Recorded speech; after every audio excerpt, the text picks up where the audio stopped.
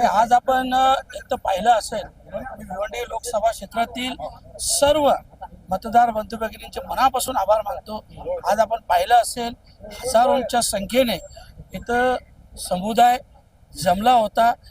आज जे नामांकन दाखल केलं, खरोखरच सर्व कार्यकर्त्यांचे, मतदारांचे, महाविकास आघाडीच्या सर्व पदाधिकाऱ्यांचे मानावे तेवढे आभार थोडे आहे।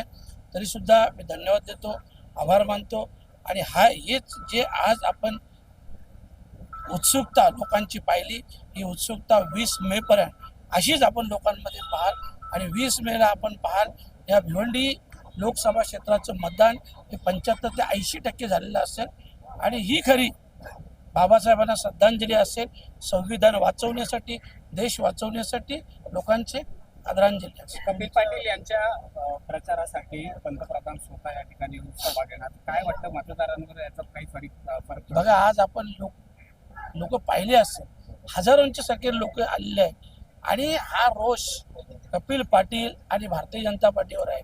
आणि म्हणून तो रोष व्यक्त करण्यासाठी ही सगळी मंडळी उत्साहाने, जोमाने, एका याच्यात तुम्ही पाहिली असाल की एका उत्साहात आल्यात, एका जोशात आल्या।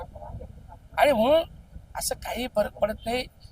मी तर याच्या पुढे पलीकडे जाऊन सांगतो, भिवंडी लोकसभेत एक मेसेज चालू झाला, आपलं ठरलंय, बस समजून घ्यायचा। तुमच्यावर कारवाईची टाच आणली होती, येणाऱ्या 20 तारखेपर्यंत अशी होऊ शकतात, त्यामुळे होऊ शकतात। नाही, माझ्यावर कारवाई आणली होती बोलापेक्षा कारवाई केली ते सुद्धा हायकोर्टाचे स्टे असताना देखील कारवाई केली। आपण 4 दिवसापूर्वी आवाज साहेब बोलले की एक अरविंद म्हात्रे म्हणून जो कपिल पाटीलच्या स्वतःच्या गावात राहतो, त्यांनी कपिल पाटीलची पोलखोल केली, त्यांच्या मुलावर कोर्टातून गुन्हा दाखल केला। आपल्याला देखील कल्पना असेल कपिल पाटीलचा देखील भ्रष्टाचार उघडकीस केला। आज त्याच्यावर 376 बलात्काराचा गुन्हा दाखल केला। म्हणजे कुठली पातळी गाठतात की ते खालच्या दराला जायचो। हे जे काम आहे ना, हे काय मर्दानगीचं काम नाही, हे नामर्दानगीचं काम आहे। आणि हे कपिल पाटील करत आहेत सगळीकडे, सगळ्या कार्यकर्त्यांना कुठे गुन्हे दाखल केले। किती दिवस करणार?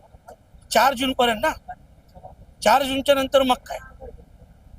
मी तर अजून सांगतो कपिल पाटलांना, तुम्ही सुधरा, अशा प्रकारे देशाचं राजकारण करू नका, नाहीतर एक दिवस हीच भिवंडीची जनता त्यांचा द्वेष, त्यांचा राग काय आहे ना, ते तुम्हाला असे पण 20 मेला मतपेटीतून दाखवून देतील। 4 जूनला निकालातून तुम्हाला समजेल, पण त्याच्यानंतर सुद्धा रस्त्यावर लोक तुम्हाला फिरू देणार नाही, हे लक्षात ठेवा। मशाल आणि तुतारी कशाप्रकारे चालणार? जोरात मशाल हातात धरणार आहे आणि मग तुतारी वाजणार आहे। तुम्हाला माहित आहे तुतारी ही रणशिंग फुंकताना फुंकली जातो।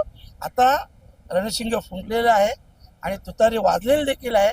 आपण पाहालच की भिवंडीतील जनता कसा इतिहास घडवतो। आज आपल्या सगळ्यांच्या साक्षीने आज तर इतिहास घडवणार रॅलीचा ठरलंय? हा ठरलंय।